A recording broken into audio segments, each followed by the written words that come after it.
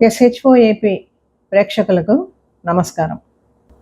సంస్కృతంలో వ్యాసమహర్షి రచించినటువంటి భాగవతాన్ని తెలుగులోకి ఆంధ్రీకరణ చేసినటువంటి వారు పోతన మహాకవి.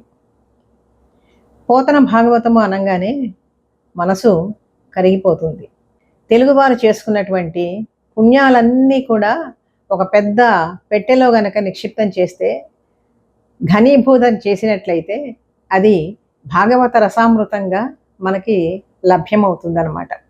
అందులో నుంచి ఏ ఒక్క చిన్న పద్యం మనం తీసుకొని ప్రతిరోజు చదువుకుంటూ ఉన్నా కూడా మనస్సు భక్తిభావ తరంగితం అవుతుంది. పలికెడిది భాగవతమట, పలికించు విభుండు రామభద్రుండట, నే పలికిన భవహర మగునట, పలికెద వేరొండు గాథ పలుకగనేలా. నేను కాదయ్యా రాస్తూ ఉన్నది, నేను కేవలం నిమిత్త మాత్రున్నే, కర్త మాత్రమే. చేయించేది, నా చేత రాయించేది ఎవరు అంటే శ్రీరామచంద్రుడే అని చెప్పి స్పష్టంగా చెప్పుకున్నారు వారు. ఏ విధంగా ఇది చెప్తారు అని చెప్పానంటే, దీనికి సాక్ష్యం ఏమిటి అంటే వారే చెప్పుకున్నారు. గోదావరి నదీ తీరంలో వారు ధ్యాన స్థితిలో ఉండగా శ్రీరాముడు సాక్షాత్కరించాడు. పోతన గారికి సాక్షాత్కరించి, నామాంకితంబుగా ఈ గ్రంథము నీవు తెలుగు చేయవలసింది, ఆంధ్రీకరించవలసింది అని చెప్పి ఆజ్ఞ ఇచ్చారు. వారికి సాక్షాత్కరించినటువంటి శ్రీరామచంద్రుడు ఏ విధంగా ఉన్నారో కూడా ఒక మంచి శిశపద్యంలో వారు రాసుకుంటూ వచ్చారు. మెరుగు చెంగటనున్న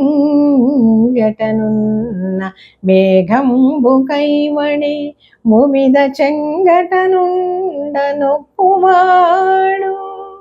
అద్భుతంగా ఉంటాయి ఆ పద్యాలన్నీ కూడా. అటువంటి రామచంద్రుడు సీతా సమేతుడై ఘన కిరీటము, కోదండము ఇటువంటివన్నీ కూడా ధరించి పోతన గారికి ఆ ధ్యాన స్థితిలో సాక్షాత్కరించి, నా పేరు మీదుగా ఈ భాగవతాన్ని రచించు అని చెప్పి చెప్పారు. వారి ఆజ్ఞ మేరకు ఇందులో చెప్పబడుతూ ఉండేటువంటి విశేషాలన్నీ కూడా కృష్ణ సంబంధంగా ఉన్నా కూడా రాముడికే అంకితం చేశారు. ఇది ఒక మహత్తరమైనటువంటి ఘట్టం, సన్నివేశం కూడా. ఇంతకుముందు భారతము, తెలుగులోకి భారతాన్ని ముగ్గురు కవులు ఆంధ్రీకరించుకుంటూ వచ్చారు, నన్నయ్య, తిక్కన, ఎర్ర ప్రగడానని. వాళ్ళెవరూ కూడా ఈ భాగవతం జోలికి రాలేదు. మత్ పురాకృత శుభాధిక్యంబు తానిట్టిదో, నేను ఏ పూర్వజన్మలో చేసుకున్నటువంటి సుకృతం వల్లనే ఈ భాగ్యం నాకు లభ్యమైంది, దీనిని తెనిగించి నా జననంబు సఫలంబు చేసేదా. ఇంత అద్భుతమైనటువంటి సన్నివేశం, సందర్భం నాకు కలిగింది. పునర్జన్మంబు లేకుండగన్, మళ్ళీ తిరిగి నాకు జన్మ అనేటువంటిది ఉండదు అని చెప్పి ఘంటాపదంగా వారు చెప్పారండి. ఇటువంటి మహాభాగవతాన్ని మనం కూడా పఠనం చేసుకుంటూ ఉంటే, అప్పుడప్పుడు కొన్ని పద్యాలైనా అప్పుడప్పుడు మనం చదువుకొని చెప్పుకుంటూ ఉంటే మన జన్మలు కూడా తరించటానికి, సార్థక్యం కావటానికి కూడా అవకాశం ఉంటుంది. ఇష్టదేవతా స్తుతి అంటూ చేసుకుంటూ వచ్చారు. వీరు సరస్వతీదేవిని ఏ విధంగా ప్రార్థించారు తెలుసుకుందాం. ముందుగా ఈ పద్యాన్ని చదువుకుందాం.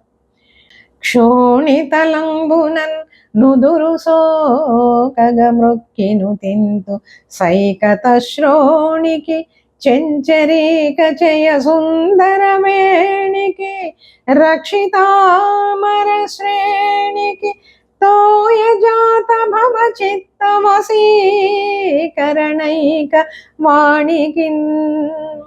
వాణికి అక్షదామ శుకమానిజ పుస్తకరమ్యపాణికి. ఎంత అద్భుతంగా సరస్వతీదేవిని వర్ణించుకుంటూ వచ్చారో చూడండి. ఈ పద్యం గనక, ఇటువంటి పద్యాలు నిత్యము గనక మనం చదువుకుంటూ ఉన్నట్లయితే తప్పనిసరిగా ఒక మంచి విద్య అనేటువంటిది లభ్యమవుతుంది. ఏమంటున్నారు ఈ పద్యంలో? క్షోణితలంబునన్ నుదురు సోకగా మృక్కి నుతింతు. అమ్మా భాగ్య విధాయిని, విద్యాప్రదాయిని ఓ సరస్వతి భారతి, నీకు నా నుదురు నేలకు తాకేటట్లుగా నీకు శిరస్సు వంచి నమస్కరిస్తూ ఉన్నాను. క్షోణితలంబునన్ నుదురు సోకగా మృక్కి నుతింతు. నీవెలాంటి దానివి? ఏమేమున్నాయట తల్లి చేతిలో? అసలు ఏ విధంగా ఉన్నది? ఆసనం ఎలా ఉన్నది? తల్లిది కూర్చున్న స్థితి ఏ విధంగా ఉన్నది అంటే సైకత శ్రోణి అని చెప్పి వర్ణించారు. పద్మాసనం వేసుకుని కూర్చొని ఉన్నది ఆ తల్లి. సైకతములు అంటే ఇసుక తిన్నెలు, ఇసుక తిన్నెల వంటి పృష్ఠభాగము వెనుక భాగము కలిగినటువంటి తల్లి అని చెప్పి అర్థం చేసుకోవాలి. ఇదంతా కూడా సరస్వతీదేవి వర్ణనండి. మన మనసులో ఈ విధంగా ధ్యానించుకోవాలి. విశాలమైనటువంటి పృష్ఠభాగం దేనికి సంకేతం అంటే, ముందుగా మనం ఏ పని చేయాలన్నా కూడా ఆసన శుద్ధి ఉండాలి, ఆసనం చక్కగా ఉండాలి, ఆసన సిద్ధి ఉండాలి. అందుకనే సైకత శ్రోణి అని చెప్పి ముందుగానే అంటూ ఉన్నారు.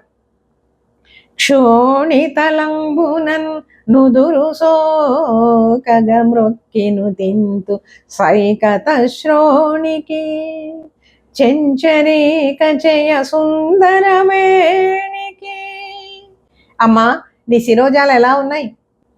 చెంచరీక జయ సుందర వేణి. వేణి అంటే శిరోజములు, జుట్టు.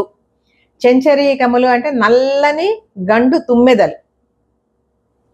ఇవన్నీ కూడా గుంపులు గుంపులుగా ఉన్నట్లుగా నీ శిరోజాలు ఉన్నాయమ్మా. చెంచరీక చయములు అంటే నల్లని గండు తుమ్మెదల యొక్క వరుసలు, బారులు, సమూహాలు అని చెప్పి ఏమైనా చెప్పుకోవచ్చు.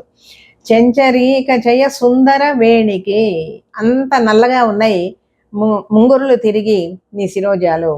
చెంచరీక చయ సుందర వేణికి రక్షితామర శ్రేణికి. అమరశ్రేణి అంటే దేవతా సమూహం అంతా కూడా నీ చేత రక్షించబడుతూ ఉంటారు. అంటే సరస్వతీదేవి అంటే ఏమిటండి? వాక్ స్వరూపమే కదా. మంచి వాక్కు రావాలన్నా, మంచి విద్య రావాలన్నా కూడా ముందుగా మనం ఎవరిని స్తోత్రం చేయాలి? సరస్వతీదేవిని స్తుతించాలి. అటువంటి సరస్వతీదేవి అందరికీ కూడా చిట్ట చివరికి అమరులకి కూడా, అంటే దేవతా సమూహం మొత్తానికి కూడా నువ్వు రక్షిస్తూ ఉంటావు. వాక్ స్వరూపంగా ఉన్నావు, విద్యా స్వరూపంగా ఉన్నావు, వేద స్వరూపిణిగా ఉన్నావు. రక్షితామర శ్రేణికి తోయజాత భవ చిత్త వశీకరణైక వాణికి. తోయజాత భవుడు అంటే పద్మ సంభవుడు. శ్రీ మహావిష్ణువు యొక్క నాభి కమలం నుంచి సృష్టి ఆదిలో ఒక పద్మం ఉద్భవించింది. ఇది సృష్టికి సంకేతం. ఈ పద్మాసనస్థుడైనటువంటి వాడెవడు? బ్రహ్మదేవుడు, చతుర్ముఖుడు. బ్రహ్మదేవుని యొక్క డిగ్రీ, ఇంజనీరింగ్, పీజీ పూర్తి చేసి కూడా ఉద్యోగాలు లేకుండా నిరాశగా ఉన్నారా? బ్యాంకు ఉద్యోగాలైతే బాగుంటాయి, కానీ పోటీ పరీక్షల శిక్షణా సంస్థల్లో ఫీజు మీకు భారంగా అనిపిస్తుందా? అయితే ఆలస్యం ఎందుకు? మన వెనిగండ్ల ప్రక్కనే ఉన్న కౌండిన్యపురంలోని కౌండిన్య ఐఏఎస్ అకాడమీలో హైదరాబాద్ నుండి అత్యున్నతమైన ఫ్యాకల్టీతో ఆర్థిక భారం మోయలేని వారికి సేవాభావంతో లాభాపేక్ష లేకుండా కేవలం మంచి ఫ్యాకల్టీతో అతి తక్కువ ఫీజుతో నిర్వహించబడుతున్న మన ఐఏఎస్ అకాడమీలో చేరండి, చేర్పించండి, ఉద్యోగం సాధించండి. వివరాలకు doctor EV Narayana, retired principal, TGPS college, Guntur, founder and chairman cum managing trustee, Guntur, Andhra Pradesh. Cell number 9966112933. చిత్తాన్ని నీవు వశీకరణ చేసుకున్నావు, మనస్సుని వశీకరణ చేసుకున్నావు. జ్ఞాన స్వరూపిణి కదా సరస్వతి. బ్రహ్మవాక్కు అంటే సరస్వతి వాక్ అనే అర్థం.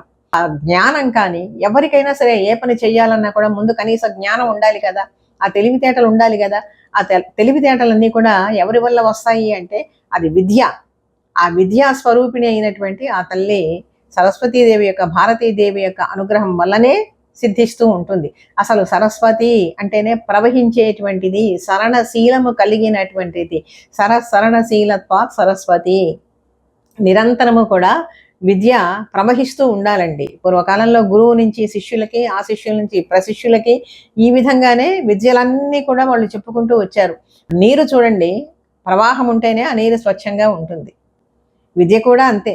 విద్య ఒకరి నుంచి మరొకరికి ఒక ప్రవాహ రూపంలో రావాలి. ఎంత పండితుడైనా సరే, ఎంతో జ్ఞానం ఉన్నప్పటికీ కూడా చక్కగా ఆ విద్యని లోపల ఉండేటువంటి ఆ జ్ఞానాన్ని, ఆ విద్యని బయటికి చెప్పలేకపోతే ఏమిటి ప్రయోజనం? దానికి సహకరించేటువంటి ఏమిటి అంటే మన వాక్కు, మన మాట. ఆ మాట ద్వారానే ఆ పాండిత్యానికి, ఆ విద్యకి విలువ అనేటువంటిది పెరుగుతుంది. ఇప్పుడు నీరు ఉంటుంది, నీరు కదలకుండా అలాగే ఒక చోట ఉన్నదనుకోండి, కొన్నాళ్ళకి ఏమవుతుంది? పాచిపట్టి పాడైపోతుంది. అందుకనే విద్యను ప్రవాహంతో పోలుస్తూ ఉంటారు. అందుకని నీవు బ్రహ్మదేవుని యొక్క చిత్తాన్ని వశీకరణ చేసుకున్నటువంటి తల్లి. వాణి వాణి అంటే వాక్కు అని చెప్పినది అర్థం. క్షోణితలంబునన్ నుదురు సోకగ మృక్కిను తింతు సైకత శ్రోణికి చెంచరీక జయ సుందర వేణికి రక్షితామర శ్రేణికి తోయ జాత భవ చిత్త వశీకరణైక వాణికిన్ వాణికి అక్షదామ శుకవారిజ పుస్తకరమ్య పాణికిన్. చాలా మృదువైనటువంటి వస్తువులన్నీ కూడా, పవిత్రమైనటువంటి వస్తువులు నీ 4 చేతుల్లో ఉన్నాయి తల్లి. ఏమేంటవి? అక్షదామ, శుక, వారిజ, పుస్తకము. ఈ 4ంటిని కూడా 4 చేతుల్లో ధరించినటువంటి స్వచ్ఛమైనటువంటి తెల్లని స్వరూపం కలిగినటువంటి తల్లి. వీటికి చేతిలో ధరించినటువంటి ఈ పవిత్రమైనటువంటి వస్తువులకు కూడా ఒక సంకేతం ఉంటుందండి. అక్షమాల అంటే సమస్త విద్యలు, అకారం నుంచి క్షకారం దాకా ఎన్ని విద్యలైతే ఉంటాయో అవన్నీ కూడా ఒక మాలగా గనక ఉన్నట్లయితే అది అక్షమాల అవుతుంది. క్షయం కానటువంటిది అది అక్షమాల. ఒక చేతిలో ఏమో అక్షమాల, మరొక చేతిలో ఏమో శుకము. శుకము అంటే చిలుక. చిలుక దేనికి సంకేతము? పలుకులకి, మాటకి సంకేతం అన్నమాట. అందుకని మంచి మాటలు మాట్లాడాలి. మరొక చేతిలో ఏమో పద్మం, పద్మాన్ని ధరించింది. పద్మము కూడా జ్ఞానానికి సంకేతం అండి. పద్మం ఎందులో పుడుతుంది? దానికి ఇంకొక పేరు ఉన్నది, పంకజము అని చెప్పి. బురదలో పుడుతుంది పద్మం. కానీ బురద లక్షణాలు ఏవి కూడా పద్మానికి అంటవు. అందుకని మరొక చేతిలో ఏమో వారిజము. వారిజము అంటే వారి నుండి పుట్టినటువంటిది. వారి అంటే నీరు, నీటి నుంచి పుట్టినటువంటిది పద్మము. అక్షదామ శుక వారిజ పుస్తక రమ్య పాణికిన్. మరొక చేతిలో ఏమున్నది? పుస్తకం ఉన్నది. ఈ పుస్తకం విద్యకి సంకేతం అన్నమాట, జ్ఞానానికి సంకేతం. ఈ 4 పవిత్రమైనటువంటి 4 వస్తువులని కూడా నీవు 4 చేతుల్లో ధరించి స్వచ్ఛమైనటువంటి రూపంతో విద్యాస్వరూపిణిగా, జ్ఞానప్రదాయినిగా నీవు సాక్షాత్కరిస్తూ ఉన్నావు తల్లి. అటువంటి నీకు క్షోణితలంబునన్ నుదురు సోకగా మ్రొక్కి నుతింతు, నా నుదుటిని నేలకు తాకేటట్లుగా నీకు నమస్కరిస్తూ ఉన్నాను తల్లి అని చెప్పి చక్కని భావం. ఈ చక్కని భావాన్ని పోతన గారు ఒక్క పద్యంలోనే ఆ తల్లి యొక్క స్వరూపాన్ని, స్వభావాన్ని, ఆ తల్లి చేతిలో ఉండేటువంటి పవిత్రమైనటువంటి వస్తువులని, వీటన్నింటినీ కూడా ఏ విధంగా వర్ణించారో ఆ రూపం మన కళ్ళ ముందు సాక్షాత్కరిస్తుందండి. ఒకసారి మళ్ళీ ఈ పద్యాన్ని చదువుకుందాం. క్షోణితలంబునన్ నుదురు సోకగ మృక్కిను తింతు సైకత శ్రోణికి చెంచరీక జయ సుందర వేణికి రక్షితామర శ్రేణికి తోయ జాత భవ చిత్త వశీకరణైక వాణికిన్ వాణికి అక్షదామ శుకవారిజ పుస్తకరమ్య పాణికిన్. ఇటువంటి మధురమైనటువంటి పద్యాలు అనేకంగా మనకి లభిస్తాయి. అసలు భాగవతం అంటేనే ఒక రసామృత ప్రవాహం. మరొక భాగంలో మరొక పద్యంతో కలుసుకుందాం ఆ సరస్వతీదేవి అనుగ్రహంతో. ఈ మంచి అవకాశాన్ని నాకు ఇచ్చినటువంటి SHOAP యాజమాన్యం వారికి నా ధన్యవాదాలు తెలియజేసుకుంటూ ఉన్నాను.